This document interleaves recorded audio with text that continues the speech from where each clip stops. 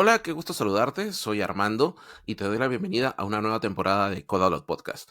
En esta cuarta temporada vamos a ir más allá del seniority para explorar el camino hacia el liderazgo técnico. ¿Qué implica realmente? ¿Cómo se llega ahí? ¿Qué habilidades marcan la diferencia? Y para arrancar, tengo el enorme gusto de presentarte a Alejandra Stamato.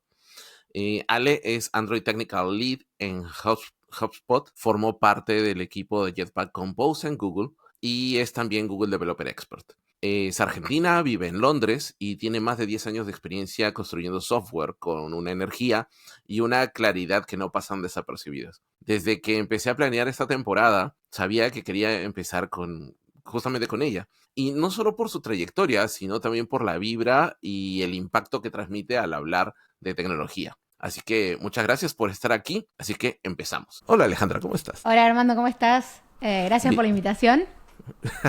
No, gracias a ti por aceptarla y por llenar el formulario tan enorme que te mandé hace poquito. Sí, fue una aventura. Sí, la verdad. No te culpo si me odias por eso. Así es que estamos tranqui. Vamos entonces a partir por una pregunta básica, ¿no? Es como si tú tuvieras que describir tu carrera en una palabra, ¿con qué palabra podrías describir todo lo que te ha pasado en estos 10 plus años de vida profesional? Supongo que sería dinámica porque cambié en tanto tecnología como rol and back, tipo, y volví. Em, no sé si la carrera más dinámica, porque una gran parte de eso fue Android, pero bueno, dentro de Android también el mundillo Android también podés hacer cosas dinámicas también, ¿no? En tanto tecnología, en tanto, bueno, ahora hay un montón de multiplatform.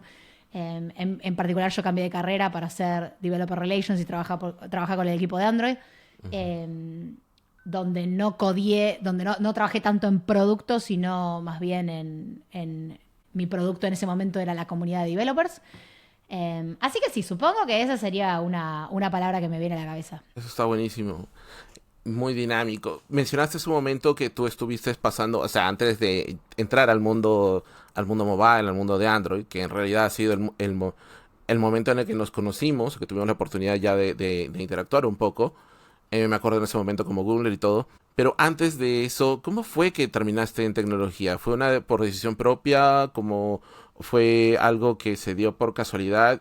Por ejemplo, en mi caso, solamente como para poner un poquito de contexto, digamos que la tecnología me encontró a mí. O sea, no fue algo como que yo premeditadamente lo estoy buscando y pues acá estoy. En tu caso, ¿cómo fue? ¿Cómo fueron esos inicios?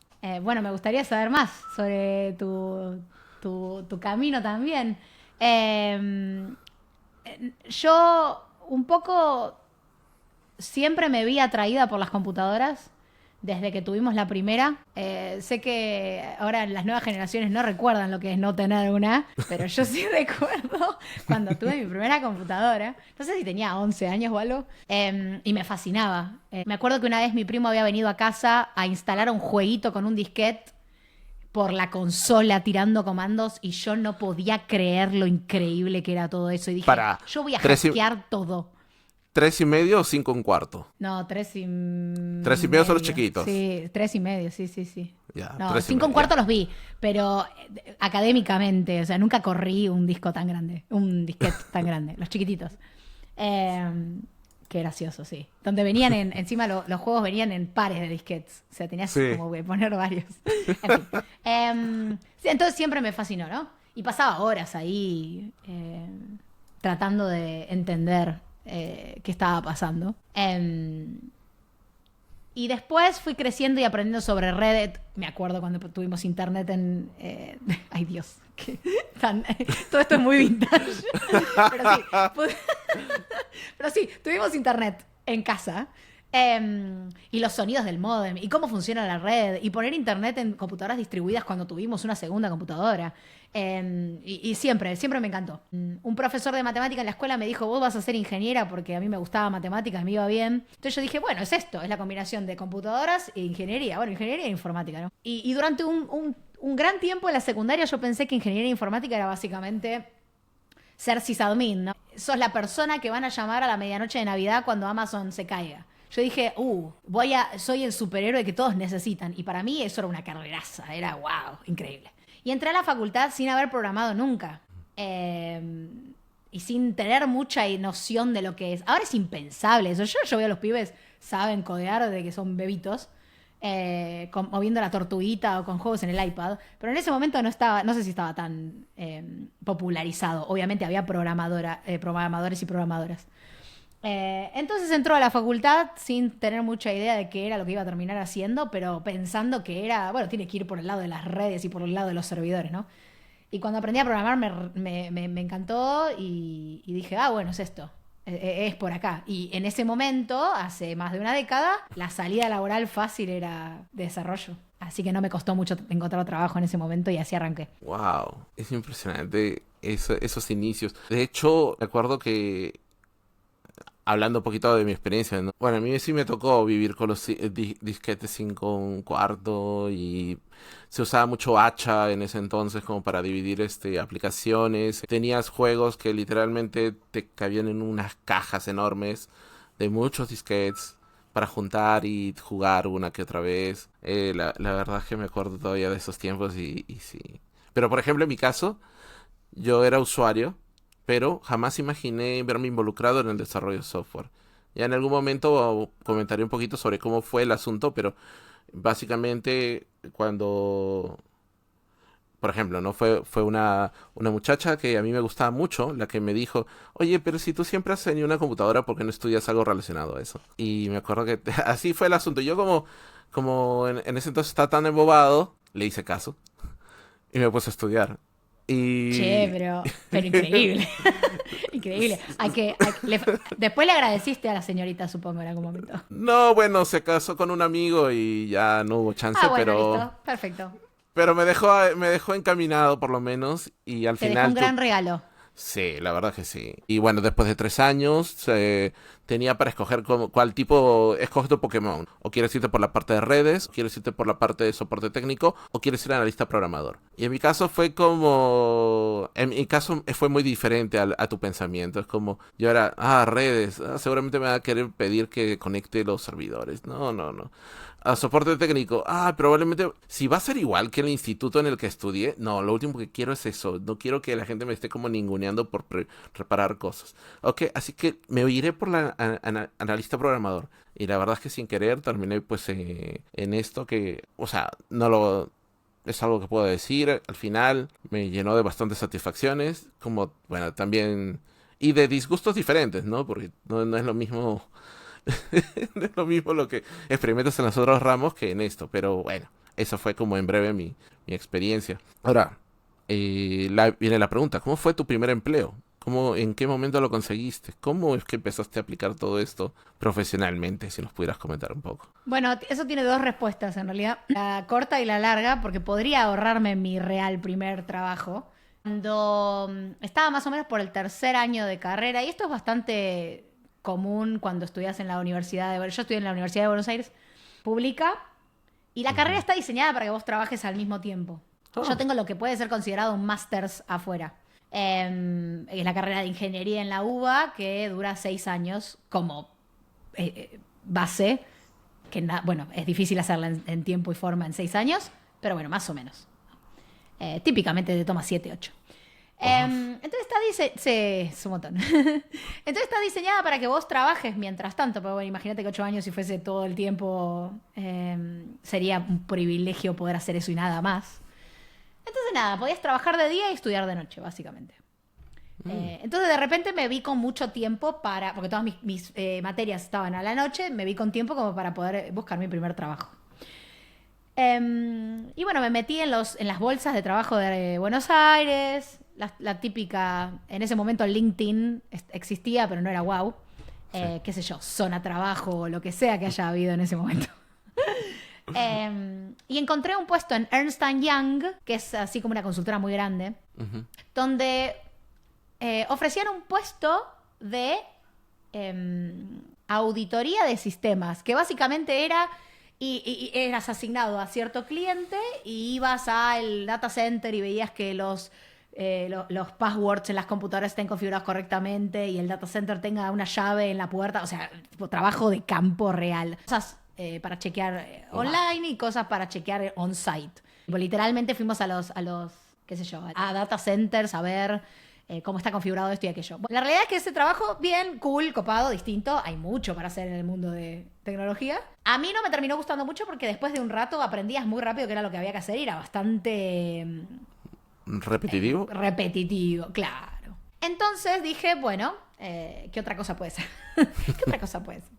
Había en Ernst Young estaba la posibilidad de acceder a lo que era ética de hacking, roles de ética de hacking, que era ataque de white hat para medir la seguridad de los sistemas internos, que me parecía un espectáculo. Todos esos ingenieros estaban como en una pecera en el centro del piso, era increíble, pero era, supongo que para unos pocos. Entonces ni siquiera traté de meterme en esa, dije, bueno, a ver qué onda fuera algún puesto de qué sé yo, ¿qué está haciendo la gente? Mis compañeros están programando, debe estar bueno. Entonces apliqué a puestos de programación y quedé como junior en mi primer trabajo de programación en una empresa muy, muy chiquita, que como era muy, muy chiquita, vos podías hacer todo. Entonces yo arranqué como backend en Java, pero también había frontend en Java, lo cual es un montón. Después transicionamos a frontend en Angular 1, después Angular 2, no sé por qué número van ahora. No. ¿Quién sabe? Mucho tiempo. Sí. Data mining, data warehouse, podías hacer todo, tenías mucha posibilidad. Esto estuvo buenísimo, porque mis primeros 3 años de carrera fue directamente, conoce todo y fíjate que te gusta más. Y lo que terminó pasando es que nada de todo eso fue lo que me gustó más, porque mientras estaba cursando en la facultad hicimos un proyecto donde era la primera aplicación de Android que yo había hecho. Y los teléfonos acababan de popularizarse masivamente. Y yo dije, wow, todo este poder en una pantalla tan chiquita con todos estos problemas específicos del mundillo mobile. Amo todo esto, me encanta. Y me cambié de trabajo para dedicarme pura y exclusivamente a mobile. En una empresa que se llama despegar.com, que me tomaron como semi-senior para empezar a codear Android, a hacer Android, a aprender Android en producción. Y fue... ¿Estás en el tiempo de donde todavía se usaba Java? Sí, y Eclipse... ¿Y Eclipse? Creo que Eclipse, y estábamos justo pasando a Android Studio, pero sí. Ahí nomás, sí. Wow. Sí, Java. Kotlin vino después en como 2017, sí. 17. Bueno, ya veníamos usándolo desde fines de 2015, inicio de 2016, y Google le da el espaldarazo en el 2017. Sí, bueno, la gente muy emprendedora, que bueno, el mundillo de los content creators y la comunidad de Android venía muy, muy fuerte probando todo eso. Yo en ese momento estaba aprendiendo mucho, no le había dado tanta bola a Kotlin, y le empecé a dar más bola cuando lo anunciaron en la I.O. El día de la I.O., a la noche del día de la I.O. dije, bueno, vamos con todo con esto. ¿Qué es? ¿Qué es esto? ¡Wow! Magia. ¡Qué belleza! ¡Qué no lindo! inventes. Sí, wow. No lo había probado antes. No había tenido la... Me ha dejado sorprendido, sinceramente. Pues yo pensaba que era, o sea... No sé, a veces como tengo como esta impresión de que todo el mundo lo ha estado viendo desde mucho antes, igual que yo, y es como, me acabas de sorprender con eso. No, para nada. De hecho, hay otra historia bastante cool, que es con Compose lo mismo. Hay un montón de gente que venía probando Compose desde que tenía otro nombre, y de que era simplemente un rumor, y de que venía hablándose de... como esta cosa revolucionaria. Yo probé Compose cuando fue estable en ese gran anuncio en Google I.O. y yo dije, esto es igual que lo de Kotlin de nuevo. ¡Wow! Cambia todo. Sí. Y me hice el challenge ese y me gané, no me acuerdo qué cosa, el Lego. El Lego set. Sí, pero fue la primera vez, digamos. Hasta ese momento no le había dado la oportunidad. Kotlin Multiplatform puede ser considerado lo mismo, igual ya está bastante más maduro. Estamos hablando de otra cosa. Pero sí.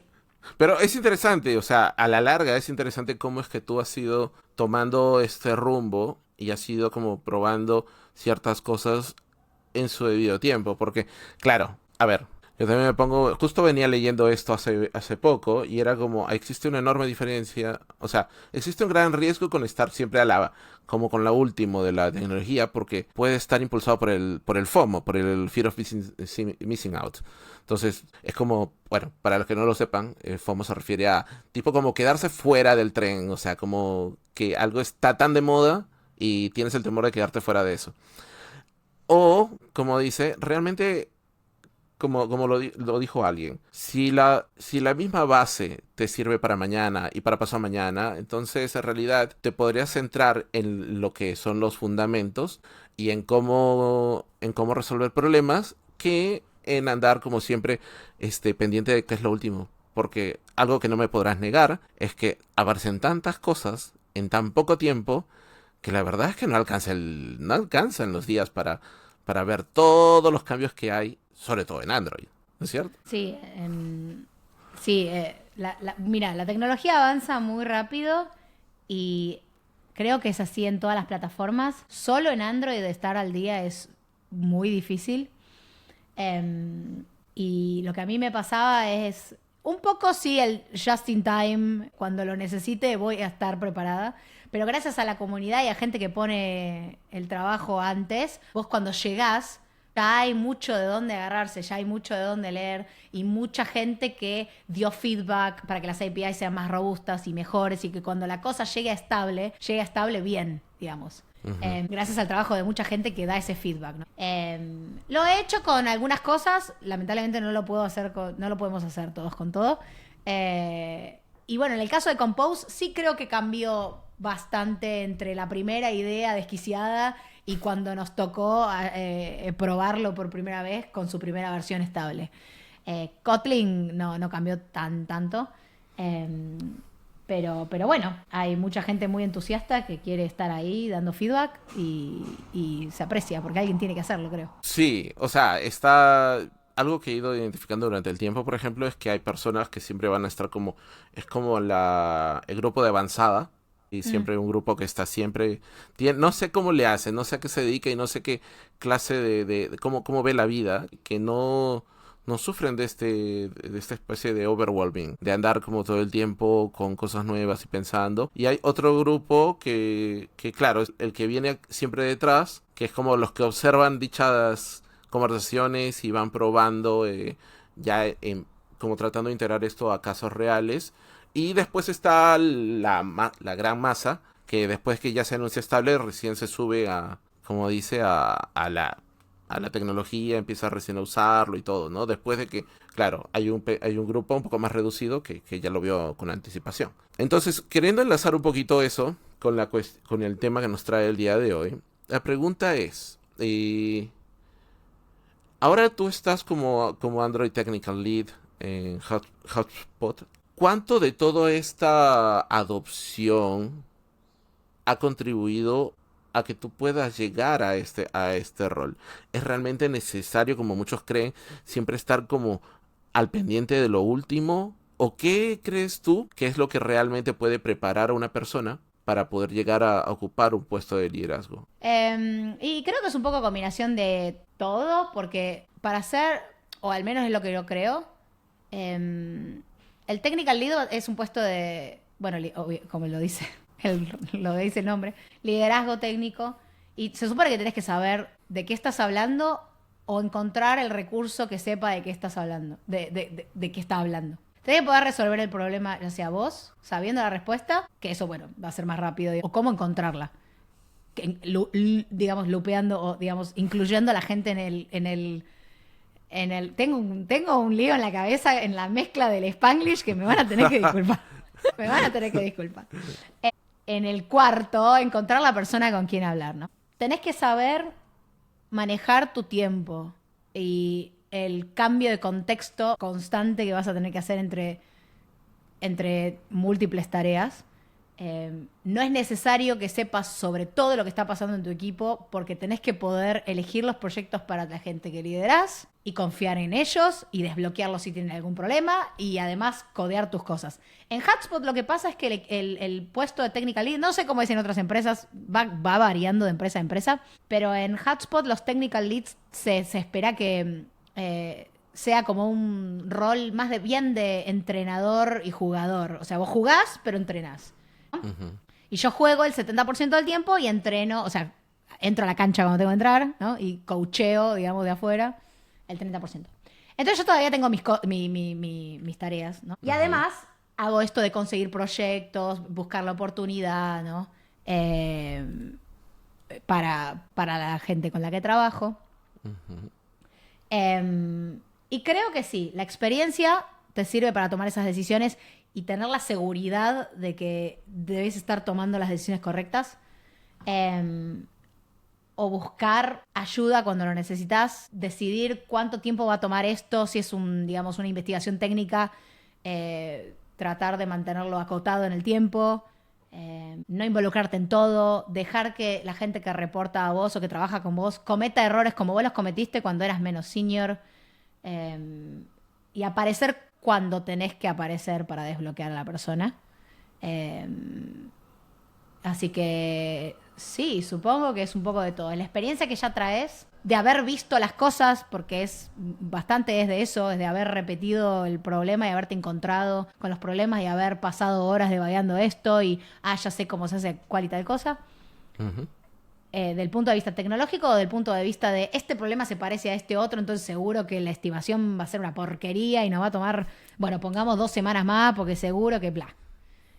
Una vez que empezás a pensar así, también te resulta muy fácil pensar qué implica para la otra plataforma, las otras plataformas. Podés trabajar muy fácilmente con el backend. Vamos a necesitar un servicio que sea así, así. Entonces podés hablar de igual a igual con ellos.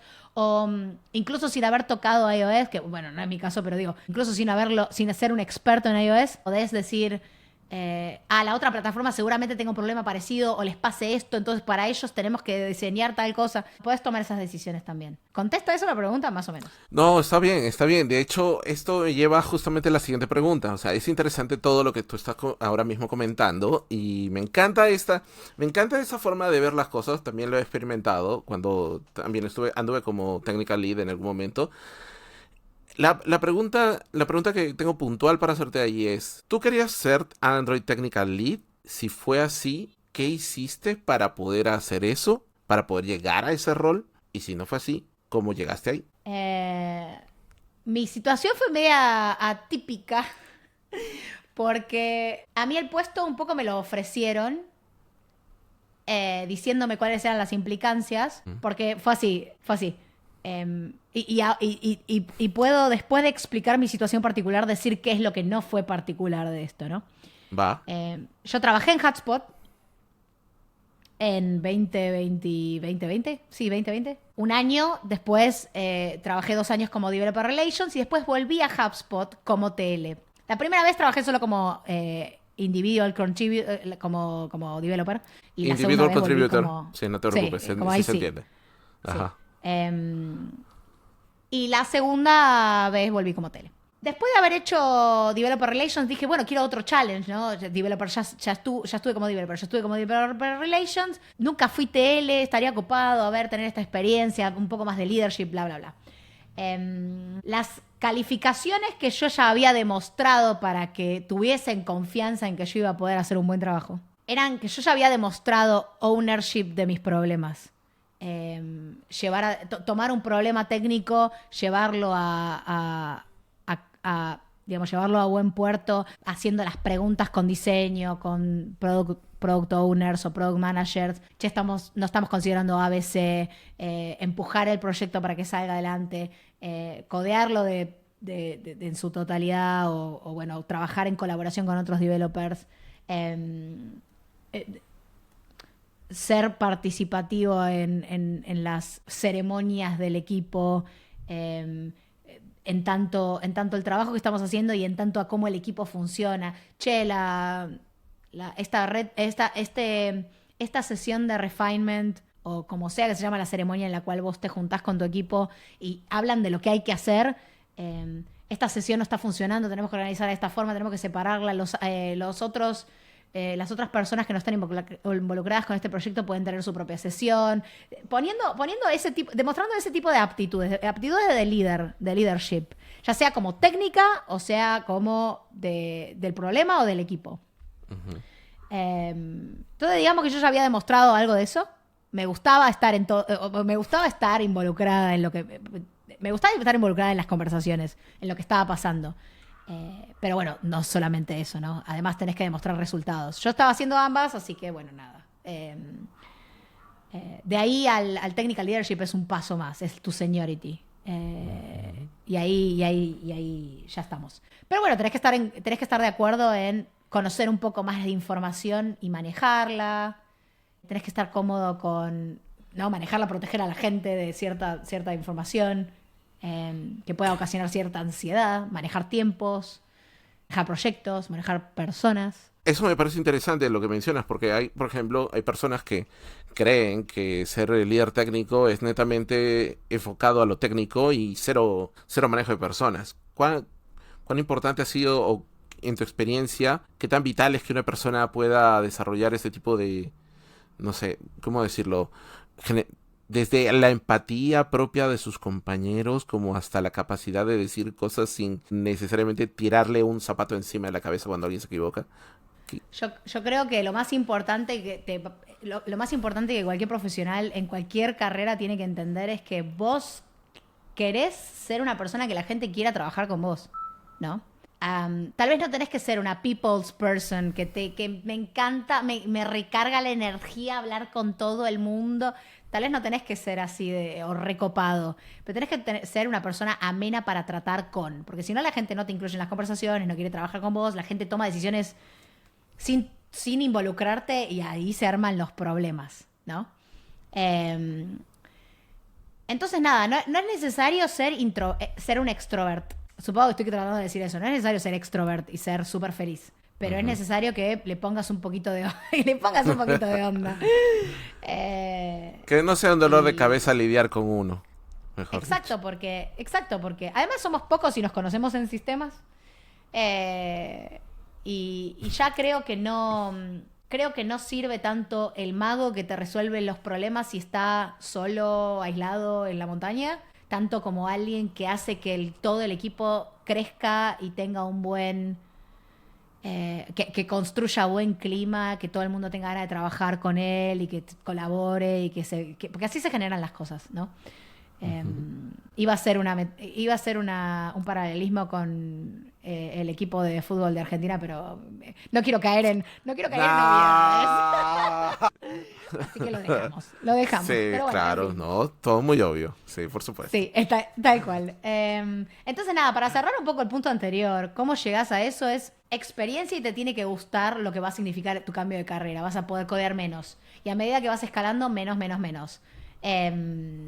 Te tiene que gustar eso, te tiene que gustar una perspectiva un poco más, ya empezar a ampliar la vista de lo que es tu equipo y tus problemas. Tus problemas van a ser más grandes y tal vez no se resuelvan con código.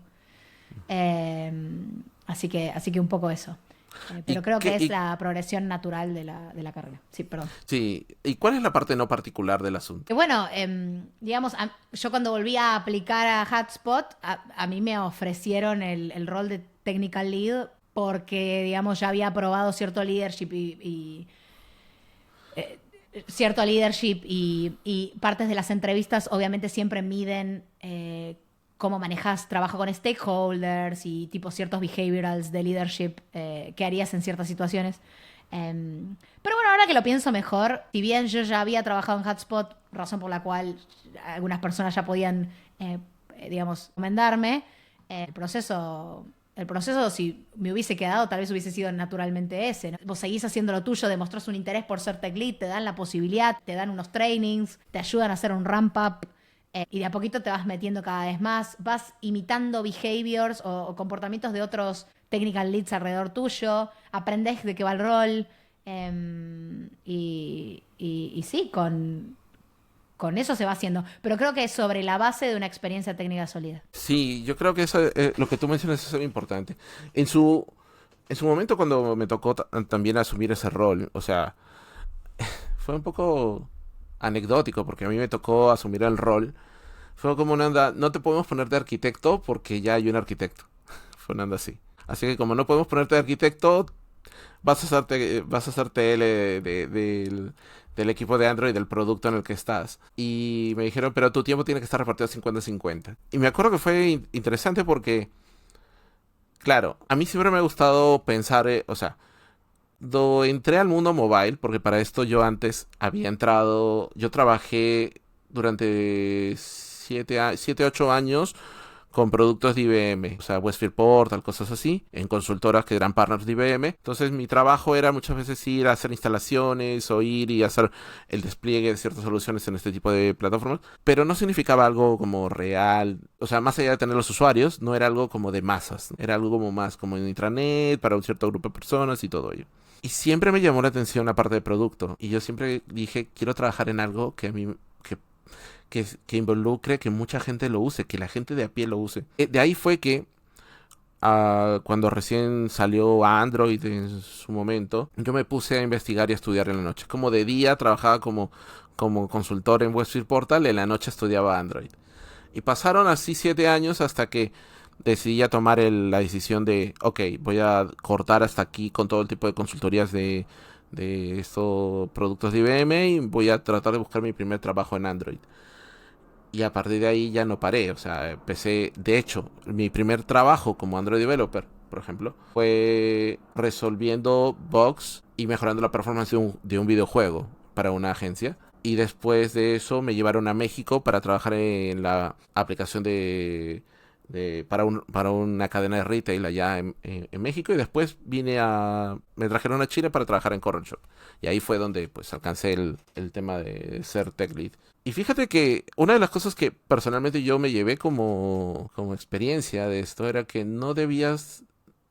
A mí me costaba siempre no ser el que tuviera todas las respuestas. Y eso es algo que me costó muchísimo trabajar, porque casi siempre yo sentía que, no, yo debo tener la respuesta a todo, ¿no? Si hay un problema, yo tengo que estar ahí. Y con el tiempo entendí que, oye, pero tengo un grupo de personas con las que he trabajado una relación de confianza bastante genial y todo. Y esta gente realmente está ahí para apoyarme, ¿no? Y fue así como toda esta dinámica de liderazgo técnico me llevó, como bien dijiste, no solamente a ver por la parte técnica, en mi caso, estableciendo ciertos lineamientos para que los desarrolladores pudieran moverse por diferentes proyectos, pero también en la parte humana, ¿no? En la parte de, oigan, este es el problema técnico que hay, discutamos un rato sobre ello, ¿no? Y veamos a qué solución llegamos. Y eso encontré como consecuencia generó mucha retención porque la gente empezó a generar esta sensación de ownership sobre el producto.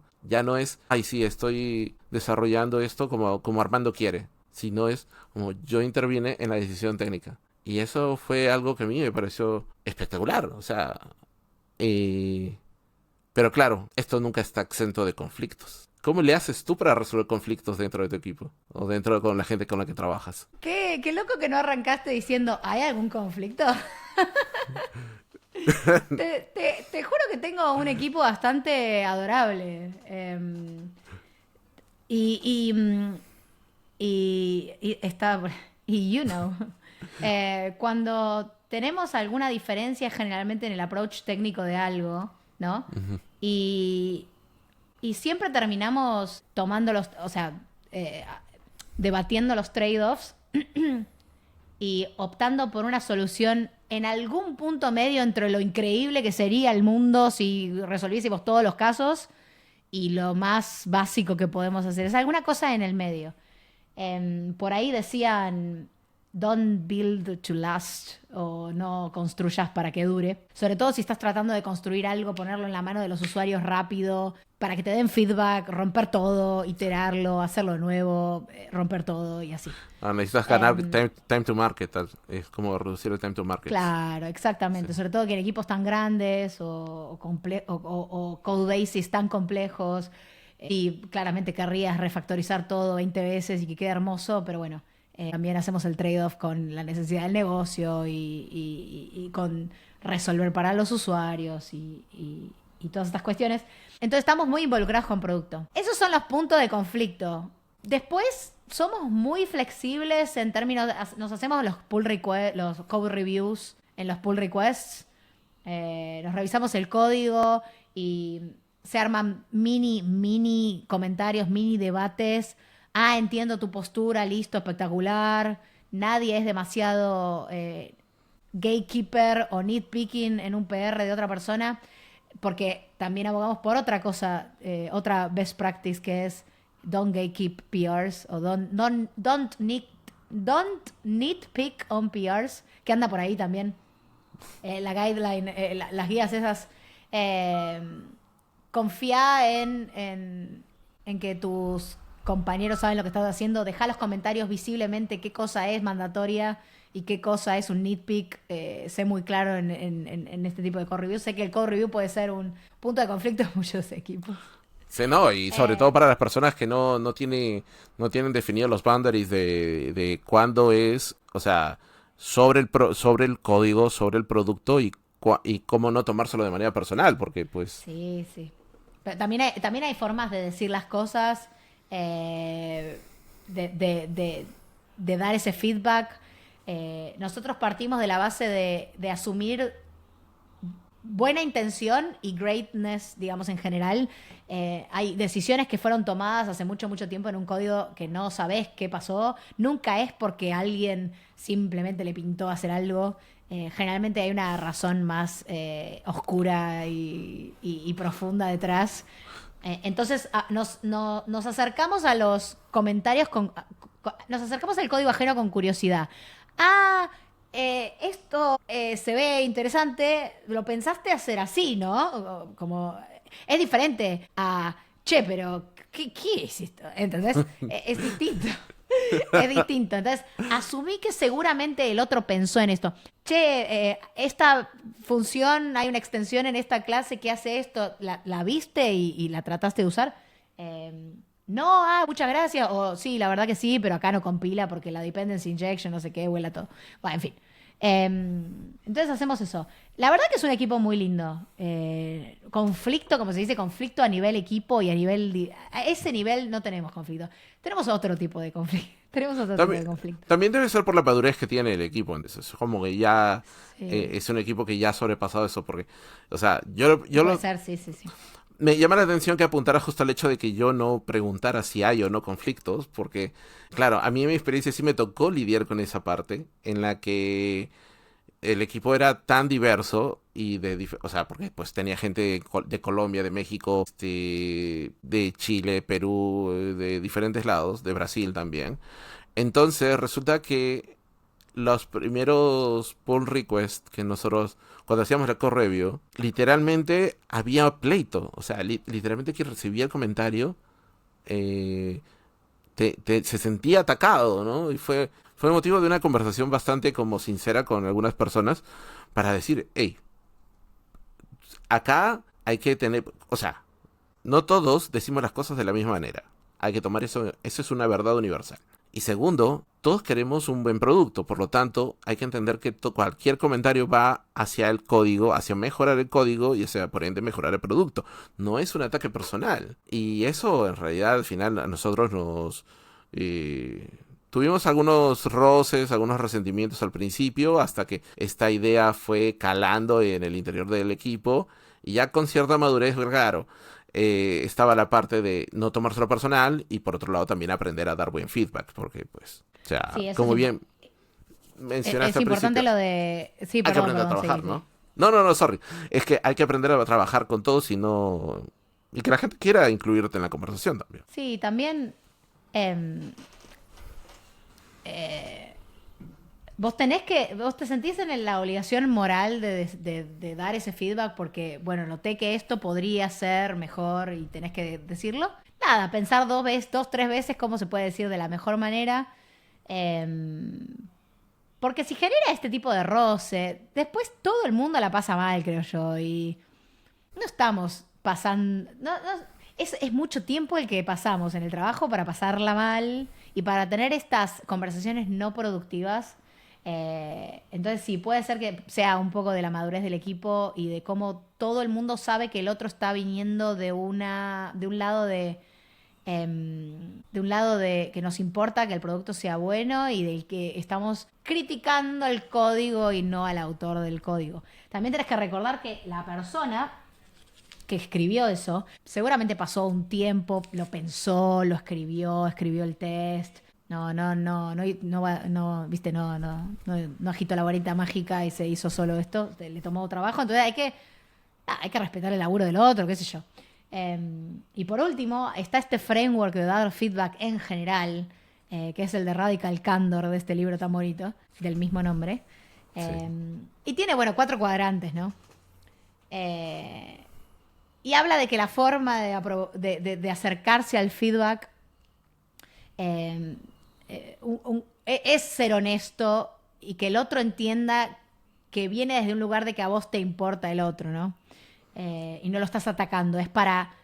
Es algo muy amable poder regalar ese feedback para que el otro crezca porque va a aprender de eso, ¿no?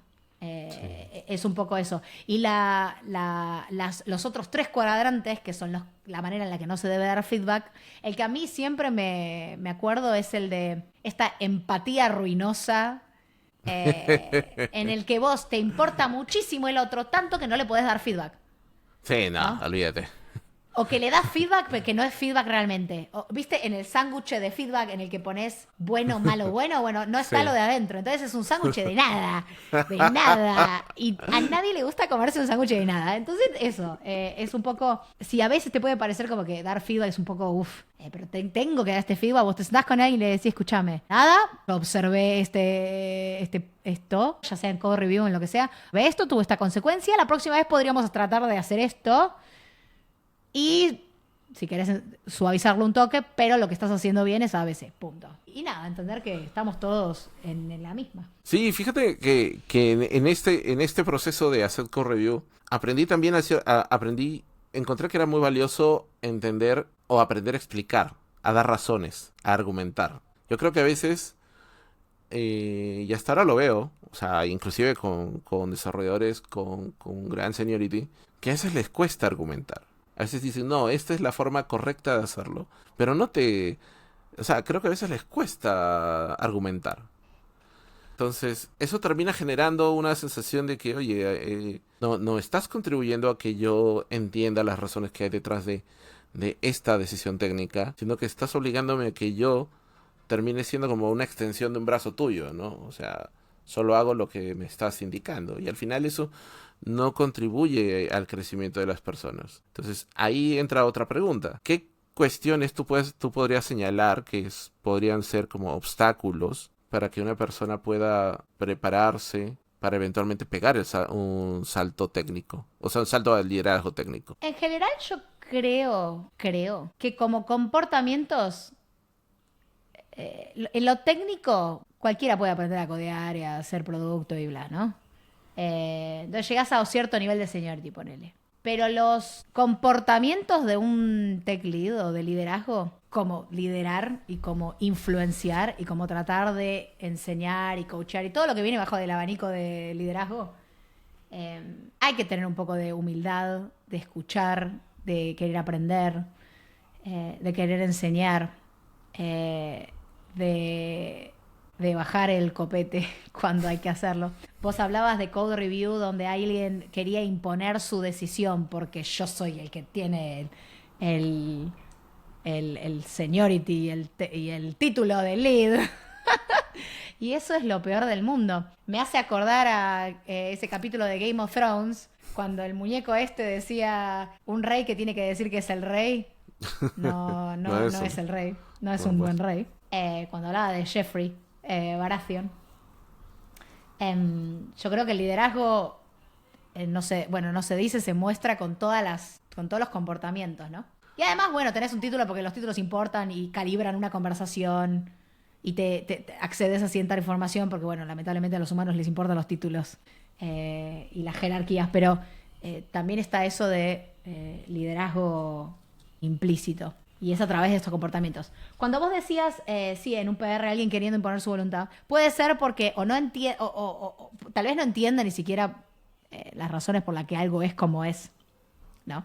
Y es simplemente un fundamentalista de la arquitectura de algo. Uf. Eso es un problema aparte. Podemos debatir infinitamente sobre eso, pero se me ocurrió cuando lo estabas diciendo. Alguien que por ahí no entiende por qué las cosas son como son, pero le gusta que sean como la best practice dice, y es incapaz de challengearlo porque por ahí nunca lo pensó o porque no le importa pensarlo. Entonces hay un poco de eso. Me has hecho acordar una situación en la que me tocó vivir exactamente eso. Es como... no voy a decir en qué momento, ni en qué... Ni ni en qué quién, ni nombres. ni quién, ni nombres. Pero se daba esta situación. Hablar con una persona era como hablar con un libro literalmente andante. Era una persona que te podía recitar el libro de memoria y sus argumentos para ciertas decisiones técnicas eran puntualmente recitarte lo que el libro decía. Y muchas veces pasaba que ya la experiencia te dice que quizás ese camino, el que dice el libro, no es necesariamente el que tienes que recorrer, porque sabes que los libros generalmente se escriben bajo ciertos contextos, bajo ciertas ideas y sobre ciertos ideales que a veces contrastan con lo que la vida real te dice, ¿no? Entonces, justo lo que me mencionabas me hizo acordar a estas situaciones en las que, llegado un momento, tuve que decirles, muchachos, si realmente sienten que ese no es el camino, siéntanse en toda la libertad de levantar la mano y decir, no, ese es el camino que hay que seguir. Y estaba pensando en eso, en cuanto a, por ejemplo, ¿no? ¿Memorizarse los libros sería algo necesario para acceder a un rol técnico, un rol de liderazgo? ¿Crees tú que de alguna forma, cómo es que hay que a tomar las lecturas? O sea, porque evidentemente uno va a leer todo y de hecho, en un ratito, ya hablamos de un libro. En un otro momento vamos a mencionar otro libro más que dejaste comentado que estás leyendo. Pero, ¿cómo tomar las lecturas de cara a ponerlas luego en práctica, de cara a tener discusiones técnicas? Según ¿cuál consideras que debería ser la manera, no sé si correcta, pero sí la mejor manera, una manera adecuada o que tú encontraste para poner en práctica lo que tú lees, por ejemplo? Y creo que hay dos cosas.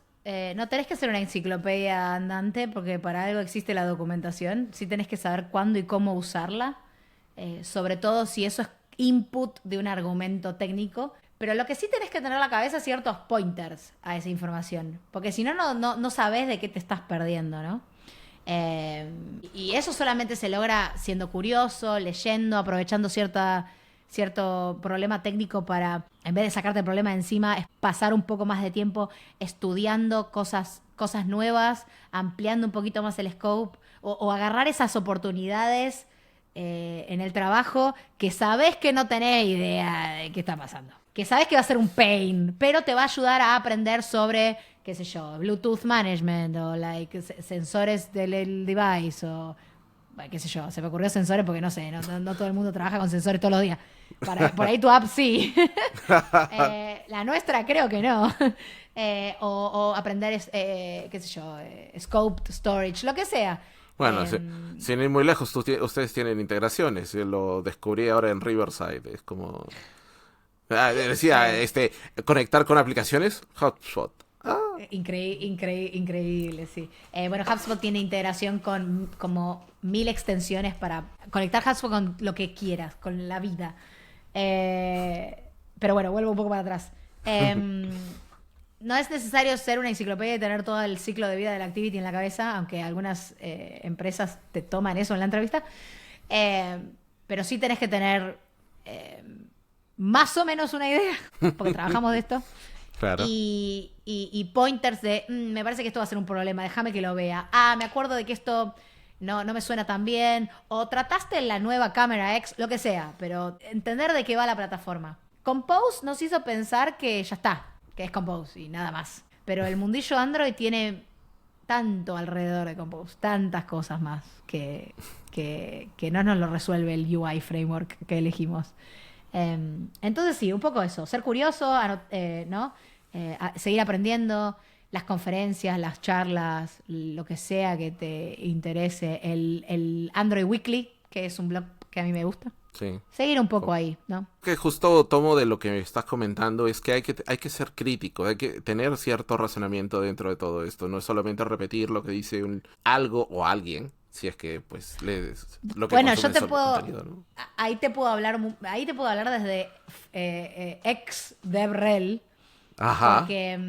porque estábamos todos en la trinchera probando cosas, tirando código y desarrollando estas best practices, ¿no? Yo primero las aprendía, las leía, las seguía y después tuve la oportunidad de desarrollarlas con todo el equipo, ¿no? Y bueno, aprendes de primera mano que el equipo mismo te recomienda que cuando una best practice no se ajusta a tu app, porque app hay infinitas y negocios hay infinitos, ellos mismos te dicen, feel free to... sentite en libertad de correrte de las best practices si tiene sentido para tu caso de uso, por A, B, C, ¿no? Y bueno, yo salí de ahí muy empoderada de hacer eso si necesitaba hacerlo. Entonces sí, criterio 100%. Me encanta este framework, todo muy bonito, pero si tengo que doblarlo desde arriba a abajo y torcerlo para que entre en mi problema, tal vez no sea la forma de resolverlo. Y ahí es cuando salen un montón de empresas y sus apps haciendo su propio navigation library, su propio animation library, su propio wrapper de Exoplayer, su propio lo que sea, ¿no? Porque justamente por ahí la best practice barra la official library no resuelve para su caso de uso. Entonces, sí, cuando tenés un problema, vos puedes estar debatiendo sobre arquitectura infinitamente. Sí. Nada, das tu punto de vista, pros y contras, y a veces hay que tomar una decisión. Y a veces hecho es mejor que perfecto, ¿no? Sí.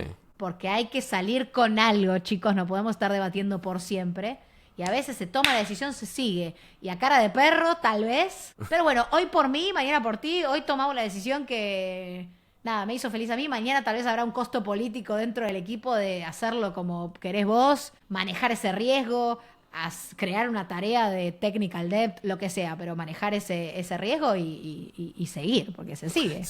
Sí, justo aquí es un buen momento para mencionar esto, ¿no? Y la importancia de salir con algo, es como tener ya algo hecho. Y acá también entra el concepto de trade-off. Para quienes no lo conozcan, es simplemente ir sopesando cuáles son los riesgos, los pros y los cons de una decisión y asumir esos riesgos. Esa es parte de la decisión al final que uno tiene que tomar. No quiero apartarme, quiero tomar unos minutos de lo que acabas de mencionar en tu experiencia como DevRel. Porque en algún momento, bueno, te he pedido que me ayudes a revisar algún artículo que escribí. Bueno, a ver, la pregunta puntual es, en tu actual rol, ¿escribes documentos técnicos? Si es así, ¿qué tan complejos son?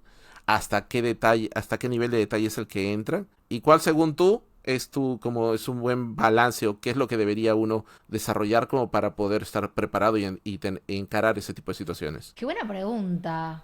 Me gustó. Yo soy muy defensora de los documentos técnicos. Me gusta capturar problema, fecha, porque los problemas son válidos en un tiempo para poder encontrarlos.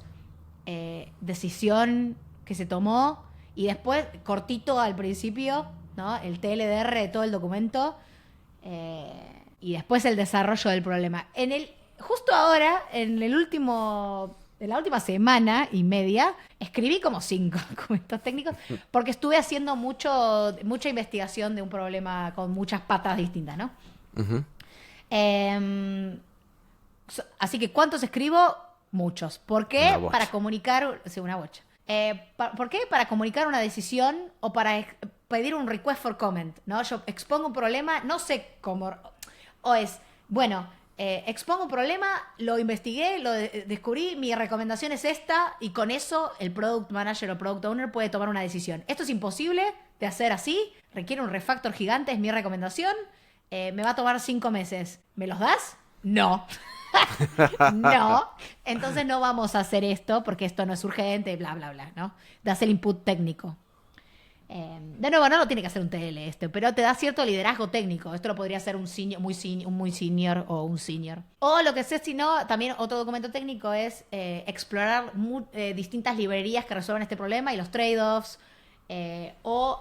Bueno, vamos a resolver este problema de esta manera. Opción A, todos estos pros y cons. Opción B, pros y cons. Y después todo el equipo vota. Ese es uno de mis tipos de documentos favoritos. Donde incluís a todo el mundo cuando vos por ahí no vas a tomar la decisión solo. Pero bueno, das tu input. Entonces sí, yo considero que son útiles, incluyen a todo el equipo, hay que hacerlos con una metodología, hay que ser muy claro cuál es el punto, por qué lo escribís, qué tan detallados. Generalmente yo hago un timebox de estas cosas, sobre todo investigaciones técnicas. No me tiro semanas escribiendo un documento técnico, pero he visto documentos técnicos muy complejos, de problemas muy minuciosos, con mucha documentación que tiene que ser estudiado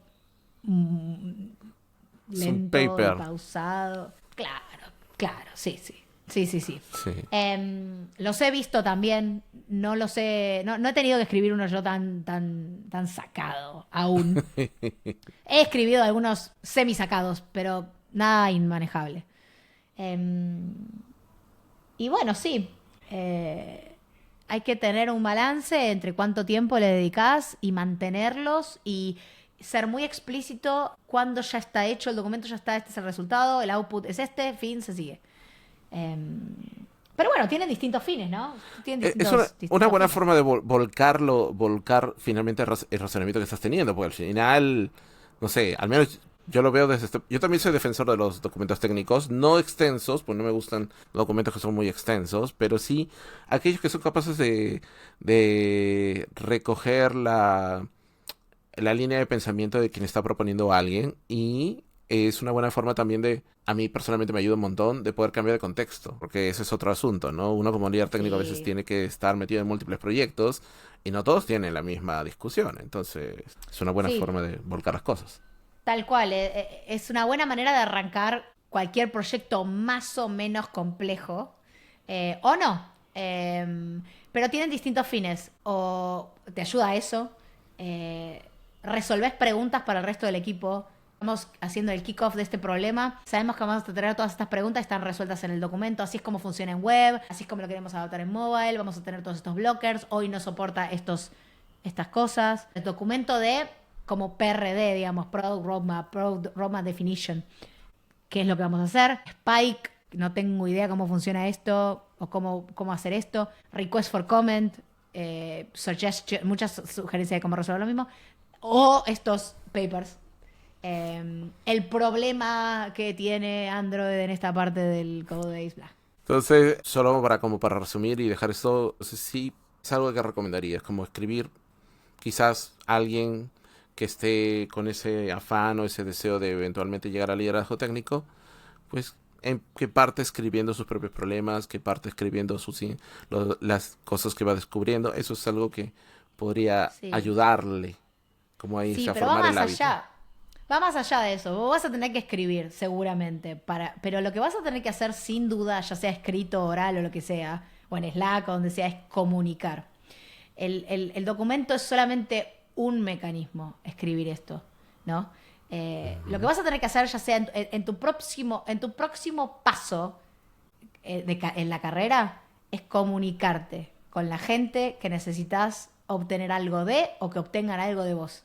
Eso es lo que te va a llevar eso es lo que te va a llevar a un puesto de liderazgo. Saber expresar tus ideas, comunicarte con gente. Y de nuevo, es liderazgo explícito porque sos tech lead y tu responsabilidad es hacer reviews y coachear y todo esto, o liderazgo implícito siendo staff.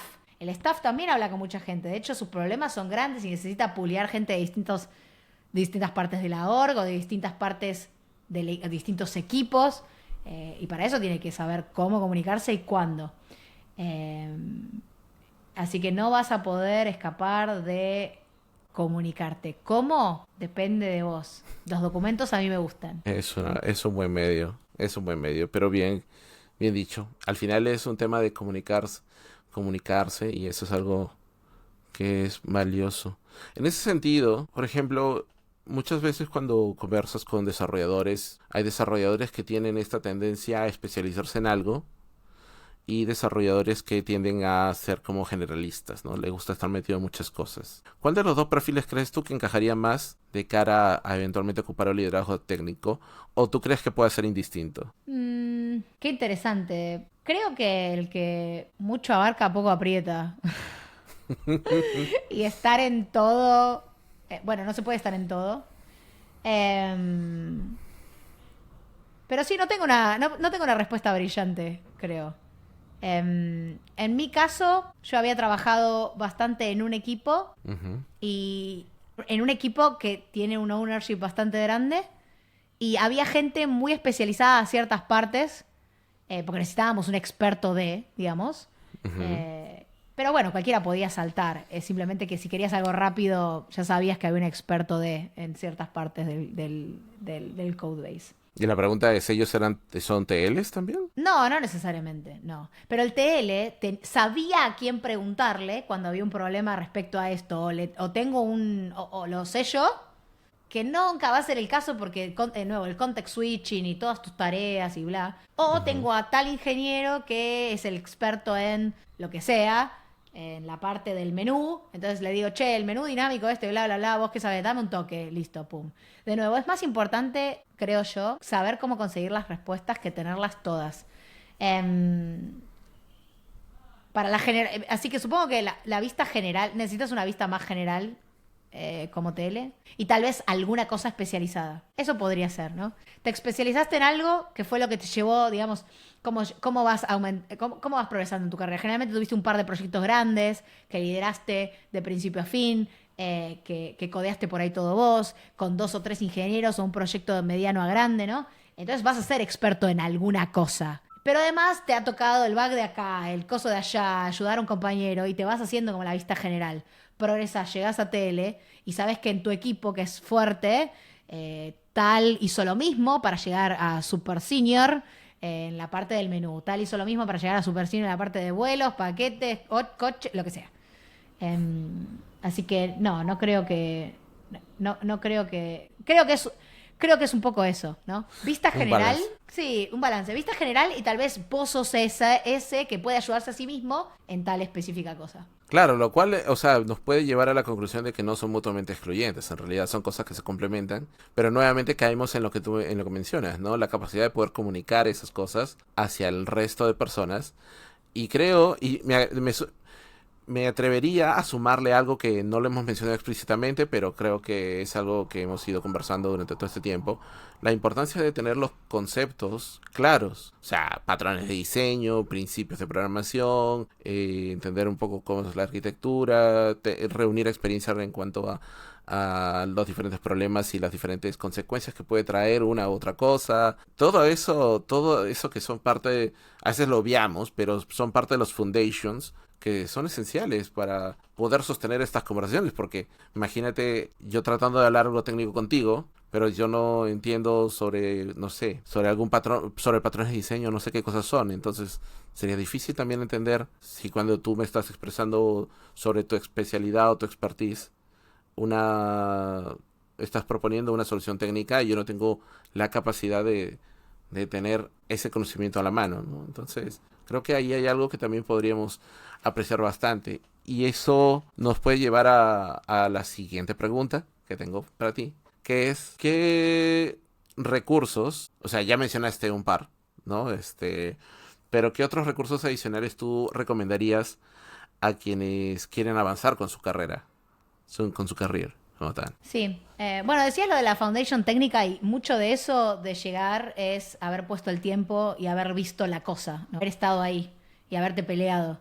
Em, Tener esos punteros, ¿no? O sea, a la foundation o a los problemas o al producto o a lo que sea. Es difícil entrar como TL de un equipo que sabe más que vos. Lo podés hacer, pero es intenso. Pero bueno, el TL no tiene que saber todo específicamente. Tiene que poder apoyarse en sus ingenieros a medida que va construyendo también. Em, pero sí tiene que estar basado en lo que decías vos, sí tiene que estar apoyado sobre una base técnica fuerte. Recursos, bueno, ese, para empezar, que es, creo yo, el más importante. La curiosidad, ¿no? De seguir aprendiendo. Estos trends de estar, ¿no? Eh, estar siguiendo qué es lo que está pasando en la plataforma, el nuevo Android, que ahora nos van a sacar el portrait mode, en fin. Mantener la curiosidad de la plataforma, seguir aprendiendo. Tú Y estás seguir actualmente aprendiendo leyendo, de hecho, un libro, ¿cierto? Sí, estaba leyendo el Staff, el de The Staff Engineer Path. Path. Sí. Ajá. Sí, me gusta. Es un libro que básicamente te explica qué es ser staff, ¿no? Que uno sabe, pero lo quería formalizar, básicamente. Quería formalizarlo en todos sus puntos. En qué lugar de la pirámide organizacional se sitúa y por qué, a quién reportás, quién reporta a vos, o a quién manejás, o con quién, o cuál es cuál es tu cadena, cuál es tu reporting chain, qué es lo que haces. Cada vez los problemas obviamente son más indeterminados. Y éramos lo que decíamos, era lo que decíamos antes, no necesariamente se resuelven con código. Y quería terminar de entender, además de todas las pequeñas cositas del rol, cómo trabajar con staff y cómo me veo yo, ¿no? Haciendo ese trabajo también. Porque un TL, a medida que va subiendo, puede hacer lo mismo que un staff. Y como TL te convertís en Engineering Manager, Director. Y después, dependiendo de la organización, tenés en el otro path un staff, un Principal, un Distinguished. Y bueno, nada, a medida que uno va creciendo, quiere saber a dónde va tu carrera. No, a dónde va tu carrera. Y ahora, por suerte, ahora que la industria está más madura, tenemos esas cosas mucho más formalizadas, ¿no? Sí, de hecho, justo una de las últimas preguntas que yo tenía era como, ¿dónde te veías tú de acá a unos años más? ¿En qué rol? Eh, ¿Has pensado en eso? ¿Todavía no? Lo estoy, ¿Estás dejando que las dos? lo ¿Cómo, estoy cómo es tu trabajando caso? con mi manager. Sí, lo he hablado con varios colegas. ¿Cuál es el siguiente paso, digamos? Y bueno, está entre dos cosas, ¿no? Está entre un puesto de staff o un puesto de engineering manager. Yo tengo miedo siempre de alejarme mucho de la tecnología. Siempre entonces el puesto de engineering manager me dio comezón, se dice. Sí, Me sí. dio un poco sí, me dio un poco de... porque me gusta lo técnico, no me quiero alejar demasiado. Hay un montón de trabajo que no es grato, no es genial siendo engineering manager. Así que la realidad es que, pero hay un montón de trabajo que es muy, muy gratificante y ver crecer a tus reports y ayudarlos y darles lo que necesitan para ser exitosos en su rol. Entonces la realidad es que no lo sé. Pero lo bueno es que ninguna decisión es definitivamente irreversible. O sea, vas a ir por un camino en tu carrera y vas a poder cambiarlo lateralmente. Así que tampoco me preocupa demasiado. Lo tengo que seguir pensando. Sin embargo, lo tengo que seguir pensando. Ahora, ¿tú recomendarías a nuestros colegas en general a siempre andar pensando en cuál es el siguiente paso? Sí, sí, definitivamente. ¿De qué manera ¿Cuál eso, es eso a el...? ti te ha ayudado? O sea, ¿de qué manera eso te ha ayudado a ti? Bueno, sí, me ha ayudado a eh, conseguir el puesto que quería, porque lo vi. Lo vi, Ujú. sabía que era lo que había que hacer y lo hice. Y después es reconocimiento formal con un título. Eh, es entender qué es lo que se espera de vos en el siguiente nivel y si querés estar haciendo eso o querés estar haciendo otra cosa. Es Por- mirar a tu líder y ver los comportamientos que ellos hacen y ver si vos querés estar haciendo ese trabajo. Es entender lo que hace tu jefe o tu colega que es más senior. Eh, Ujú. sí, sí, lo súper recomiendo porque no solamente te va a mostrar el camino. Los más seniors que vos te tienen que inspirar, tiene que ser muy copado trabajar con ellos. Así me gusta trabajar a mí, en equipos donde los más seniors que yo me inspiran. O me da ganas de aprender de lo que hacen. Te va a ayudar a visualizar ese rol, saber si estás yendo en una buena dirección. Va a ser más fácil cuando tengas que presentar tu caso para ser promovido si ya te ves haciendo ese trabajo, digamos. Si ya lo estás haciendo. Entonces hay un poco de todo eso, sí. Recomiendo muchísimo pensar en la carrera de uno, porque la carrera de uno es de uno. El principal abogado de uno tiene que ser uno mismo. Tu manager no te va a preparar el documentito y el caso y todo. El que sabe qué es lo que hizo día a día durante los últimos 6 meses es uno. Eh, Así que sí, lo que recomiendo es ser dueño de tu carrera y sé que suena como súper cliché y trillado, pero es verdad, es verdad. Tenés que ser dueño de tu carrera y ser tu propio abogado. Fíjate que justo la pregunta me saltaba porque yo he vivido mucho del otro lado, del rodeado de personas que dicen, no, yo solamente quiero ser desarrollador. Y cuando en algún momento le he preguntado, oye, pero no aspiras a otra cosa, no. Yo solamente quiero desarrollar. Y a veces veo incluso personas que salen de los bootcamps o de escuelas de código, que en realidad el mindset de muchos de ellos sale con, solo voy a programar. Y la única preocupación que tienen termina siendo en cuántos años van a programar y cuánto tiempo van a demorar en serse senior, por ejemplo. Pero no tienen una visión concreta de a qué aspirar en el futuro, ¿no? O como tú mencionabas, ¿no? Tú quisiste ser TL, conseguiste ser TL, ahora estás viendo la posibilidad de llegar a un rol de mayor responsabilidad. Pero claro, existe un buen número de personas que han entrado a este mundo de desarrollo de software y tecnología, que en realidad, más allá de saber que puede existir el seniority, que también ahí siempre entran las discusiones de si es por tiempo o por expertise o cuestiones así por el estilo, en realidad nunca tienen claro si hay algo más que hay más allá de todo eso, ¿no? Yo no creo que sea explícitamente el tiempo, pero en el tiempo se supone que tenés una expertise determinada de haber sido expuesto a distintos tipos de problemas, con distintas complejidades. Pero si en 3 años vos picaste la misma piedra, posiblemente no seas senior.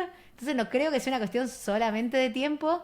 Sí hay una realidad y es que posiblemente a las empresas les convenga, porque si trabajamos para una empresa, ¿no? Si trabajamos para una empresa con toda la maquinaria, les convenga que vos progreses en tu carrera en algún punto porque van a necesitar a alguien de más seniority acá o a alguien que pueda lidiar con cierta cosa acá. O no. Hay los que se llaman los career levels, que son los roles hasta los que se espera que vos promuevas o progreses y después de eso no es necesario que llegues a ser engineering manager porque la realidad es que no hay lugar para todo el mundo, ¿no? Es una Claro. pirámide.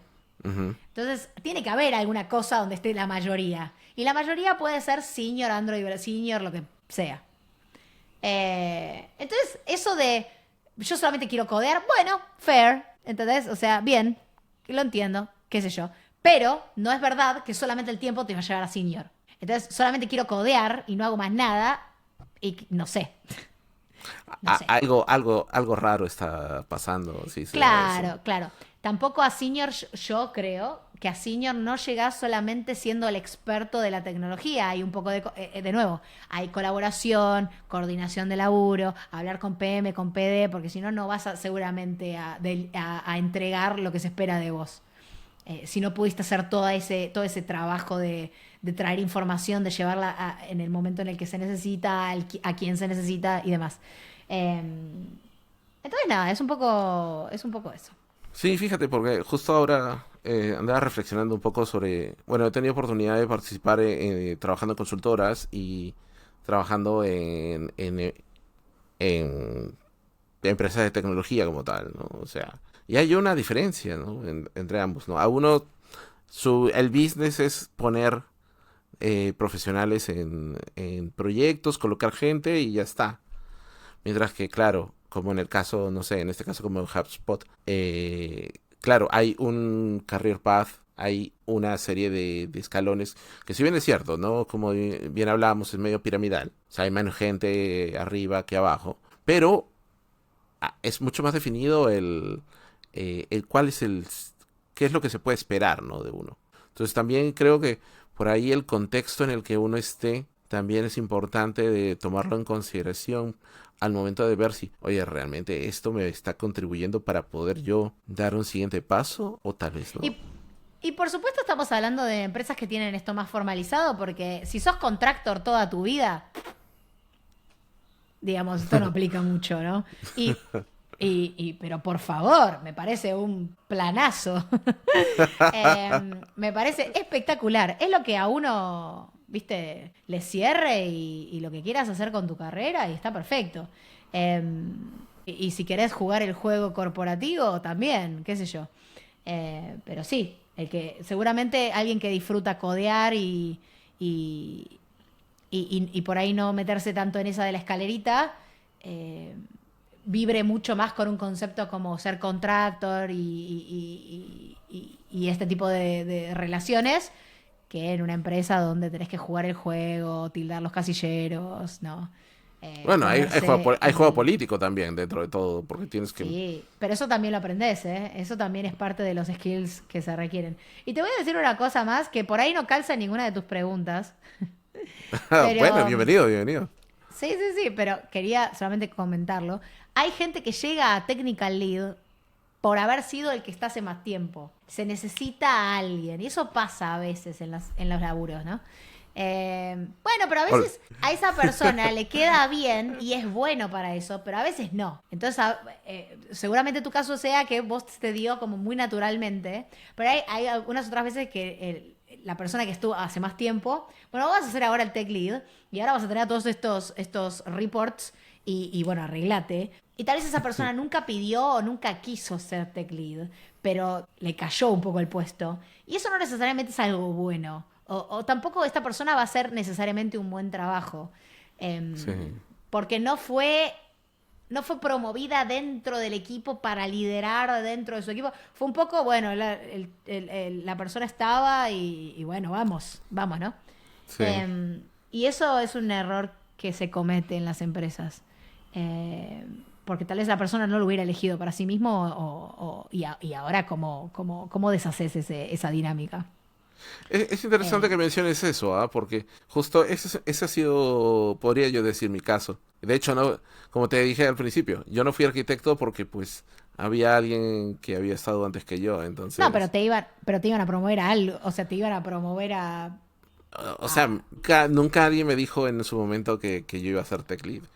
Que lo hiciera, o sea, al final después, claro, como yo soy bien curioso, me puse a preguntar a otros colegas que también estaban en ese rol para ver más o menos cómo era la cuestión. Y claro, en mi caso sí, sí, a mí me hubieran ofrecido eso desde el principio, yo habría dicho que sí, porque lo encontré simpático, es como, wow, es todo lo que reúne, es todo lo que siempre quise como aplicar. Es metido en tema de producto, estar metido trabajando con el equipo y trabajando con decisiones técnicas. Era como tener injerencia en un amplio espectro de cosas y a mí personalmente me vio de maravilla y de hecho conversando con algunos colegas con los que tuve oportunidad de trabajar en ese momento les preguntaba, les pedía feedback, ¿no? Como que, oye, ¿cómo ves que le estoy haciendo? Y es como, o sea, todo está súper bien. Y de hecho, otros colegas con los que no trabajé, casi que apuntan al mismo hecho, ¿no? Yo si tuviera que contratar a un tech lead, pues lo más probable es que yo te iría a recurrir, porque tú tienes,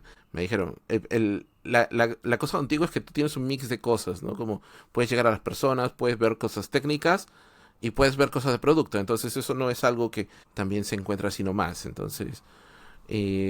por eso, tú, justo lo último que decías, es como me cayó el guante, ¿no? Es como, No, pero a vos te fue, escúchame, a vos te fue bien. Yo no lo decía para alguien justamente como con todas tus aptitudes, lo decía como puede salir mal. Eh, Sobre todo si no lo hiciste nunca antes, qué sé yo, sobre todo si no tenés un currículum que pruebe que, bueno, más o menos sabe de qué va esto.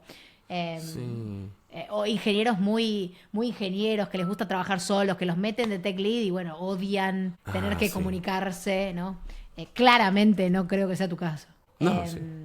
Sí, y después, Pero sí, ahí perdón. pusiste un punto importante, ¿no? Es como, y en eso sí o sea, mirando también un poco a retrospectiva, porque yo llegué a ser arquitecto en mi vida pasada. Entonces, sí, se daba muy frecuente. Creo que hoy en día se da menos que antes. Quiero pensarlo así, pero antes era muy común como que a aquel fulano huraño que no se comunica con nadie, pero que te resuelve problemas, a ese terminas promoviéndolo como tech lead y después terminas con un montón de gente insatisfecha debido a que esta persona carece de, eh, Claro, de claro, soft hay algo de skills. eso, sí, sí, sí. Sí, sí, bueno, iba un poco a eso, que es justamente lo que no tiene que pasar. Y era un poco lo que te decía al principio. Vos tenés que ser primero que nada alguien con quien la gente quiere trabajar. El laburo del tech lead es un poco ese, es crear equipos efectivos y que la gente que lideras eh, tenga éxito, ¿no? Que sean lo mejor que puedan ser, que estén inspirados, que estén motivados. Distintas conversaciones, cómo motivás a la gente y toda esa movida. Otro podcast, otro día. Otro episodio, sí. Otro episodio, sí, eso es un poco infinito. Y otra cosa que no está en que no me preguntaste aún, que no sé si viene, pero vos lo mencionaste recién, entonces me hiciste acordar. Como tech lead, vos tenés injerencia en el producto también. Y ahí es cuando vas abriendo la cabeza. Te tiene que gustar un poco eso, ¿no? Te tiene que gustar tener injerencia. Ya nadie te va a decir que lo que hay que hacer es esto. Posiblemente vos puedas influenciar desde lo técnico a producto y a diseño. Y Sí. influenciarlos mucho. Dando tu feedback, diciendo esto no es técnicamente posible. O lo que hablábamos hoy. Yo esto lo puedo hacer. Bueno, qué sé yo. Todo se puede hacer. Esto lo puedo hacer, pero va a tomar 2 meses. ¿Me los das? Por ahí Mira, no. voy a tomar eso, pero voy a planteártelo desde desde otra perspectiva, que justo esa conversación la tuve hoy. Es como, me parece bárbaro el mecanismo que tú quieras implementar, pero si te pones a pensar de cara al usuario, no estás realmente haciéndolo efectivo, o realmente, o sea, está bien, técnicamente es posible, pero estás pensando solo en lo técnico y no estás pensando en lo que el usuario va a recibir. Un ejemplo chiquito. Un típico caso de tener una especie de caché y una comunicación remoto, donde tú tienes una transacción que procesar en tu backend. Y sabes que eso va a demorar tiempo. Entonces viene nuevamente el trade-off de, ok, yo te puedo hacer una actualización en local que refleje como que el cambio se ha hecho, para no tener que esperar a lo que plataforma quiera. O espero a su vez a plataforma poniéndole, no sé, un spinner, un loader, lo que sea, y hago que el usuario esté ahí al pendiente hasta que termine la transacción y ver si es que fue exitoso o no. Entonces, ¿qué quieres? Entonces, ese tipo de conversaciones al final son las que tiene uno que llevar. Oye, al final yo te estoy entrevistando a ti o... No, pero sí. Pero total, son ese tipo de conversaciones, es ese tipo de injerencia, ese tipo de investigación, hablándolo con tu PM, con tu PM, con tu diseñador, con tu product owner. Eh, Ese input que necesitan de vos. No necesariamente lo tiene que dar un TL igual, ¿eh? De Mm, nuevo, puede ser alguien muy senior del equipo o alguien que esté trabajando con eso. Yo hablaba más bien de strategy, de producto. Podemos hacer esto ahora, necesito tal proyecto y podríamos hacer este refactor técnico que tal report necesita un proyecto más o menos de este tamaño.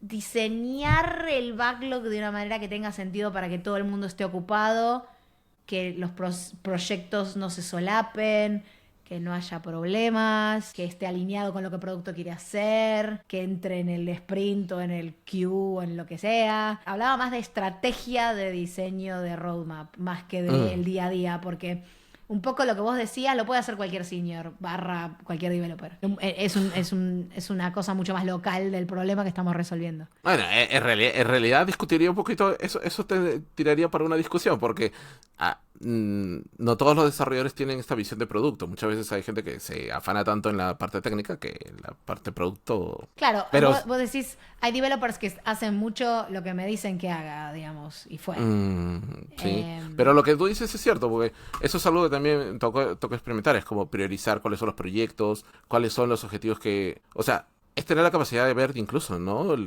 Cuáles son los objetivos para cada queue, para cada quarter, para cada 3 meses del año, o sea, sí, los Quarter. quarters. Sí, para que la gente Sí. entienda, por si es que hay gente que no sabe qué cosas son los... Y claro, ¿cómo alineas esto, no? ¿Cómo priorizas ciertos proyectos? ¿Cómo lo dimensionas? A eso es a lo que te refieres, ¿cierto? Sí, sí, estrategia de producto. Trabajar con el product owner y con el diseño. Tenemos que hacer esto, pero hay que balancearlo porque nuestra deuda técnica es de esto y además necesito tal proyecto, bla, bla, bla, y cómo hacemos y de qué manera y en qué orden. Y es como un juego de tronos horrendo. Sí, es un poco eso. A más alto nivel que el día a día de un developer. Y lo que decía sobre que hay developers que no unean el producto, bueno, eso es un problema en mi cabeza, creo yo. Porque vos querrías un developer un poco más integral que sí le importe el producto y que sí tenga ese tipo de injerencia técnica, porque no da igual. Así que si alguien se siente identificado por eso de no me involucro con el producto, qué sé yo, no sé si está tan genial. Em, De hecho, y ojalá tengan sí. estén empoderados para tomar para hacer esas preguntas y para traer esas propuestas. Ojalá el negocio Sí. celebre ese tipo de involucramiento. Sí, perdón, te interrumpí. No, no, no, estaba pensando justo en lo que tú mencionas, ¿no? A veces, eh, como aquí no aplica lo de en casa de herrero cuchillo de palo, ¿no? Es como, me acuerdo que estaba trabajando, bueno, trabajé en una startup cuyo servicio era ir y hacer las compras de supermercado y nuestra aplicación era la que usan los shoppers, la gente que atendía los pedidos. Entonces una de las cosas que instauramos fue la dinámica de salir a hacer pedidos. Literalmente tomarnos medio día para ir a probar la aplicación y todo. Yo creo que eso ayudó muchísimo a que la gente tuviera una perspectiva diferente de las cosas, entendiera un poco cuáles son los pain points del producto de cara a los usuarios. Pero Siempre esa creo que... visión también viene con la seniority, creo yo. Porque el primero, o al menos es mi visión, al Ujú. principio, bien salido de uni, estás como lleno de estos problemas, ¿no? Que el cache y la velocidad y el client y no sé qué, y hacerlo paralelo y no sé qué, y la tecnología y compose y bla. Y a medida que vas subiendo en tu visión y en tu seniority y en tu impacto y en todas estas cosas, empiezas a ver que esto lo usa gente real, que es un producto y que lo que vende es importante y que la aplicación puede estar hecha con todo lo más espectacular y el código ser genial, pero si no lo compra nadie, no sirve de nada. Entonces eso es parte también de madurar en términos de carrera. No para comprometer la calidad de lo que entregás, pero para ser más realista y tomar estos trade-offs y documentar el technical debt y de hacer estos compromisos, que no siempre son geniales, pero hay que hacerlos, porque también hay un poco de ship fast y break things, eh, Ujú. de salir y probar una idea y tirar todo y hay que hacerlo de nuevo distinto. Eh, hay un poco de eso también, ¿no? Eh, Sí, es cierto. Wow.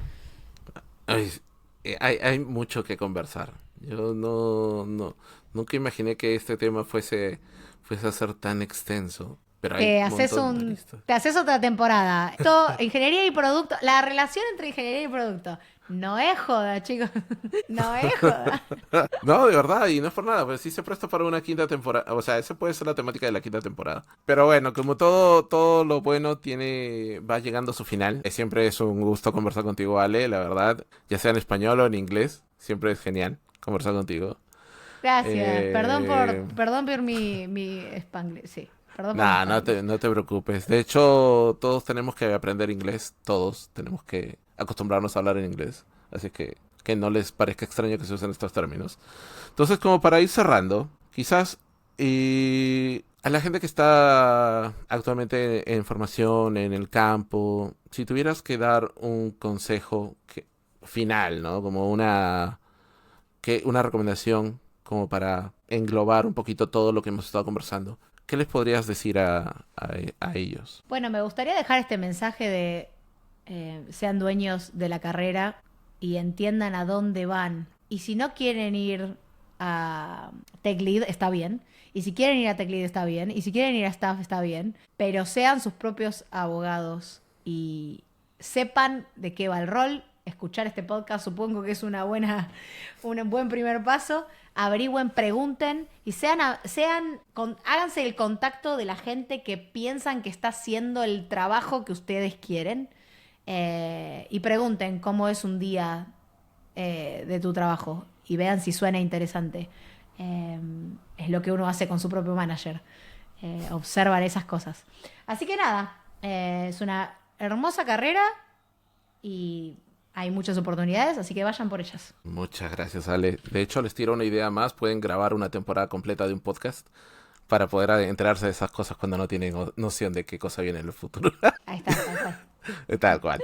Bueno, Ale, si la gente quiere contactarse contigo, ¿por dónde te encuentra? ¿Cuáles son los medios por los cuales se te pueden hacer preguntas, donde la gente se puede acercar, no sé, qué consejo me das o algo así, ¿no? ¿Dónde te podemos encontrar? Bueno, estoy en X aún, que Oh, ahora no lo veo tanto. Pero sí, ok. estoy en X. A Estamato K al final. Y estoy en LinkedIn con mi nombre y mi apellido. Así que cualquiera de las dos. Sí, ahí estoy. Buenísimo. Y si por ahí le escriben, le dicen que por favor la referencia la tomaron de aquí del podcast, así que por favor no se olviden de mencionar a Alejandra Stamato. Muchísimas gracias por participar de este episodio. Siempre es un placer conversar contigo y desde ya te quiero decir que siempre eres bienvenida a este podcast, a todos los eventos que hago, así que muchísimas gracias por tu tiempo. Gracias, Armando, vos por la invitación. Muchas gracias. Y bueno, a todos ustedes que han llegado hasta aquí, muchísimas gracias por acompañarnos en esta extensa conversación donde hemos podido repasar múltiples aspectos de lo que puede ser llevarnos hacia el siguiente paso de nuestra carrera. No se olviden que toda esta, perdón, cuarta temporada es respecto a esta temática, así es que nos vemos en el próximo episodio. Happy Coding.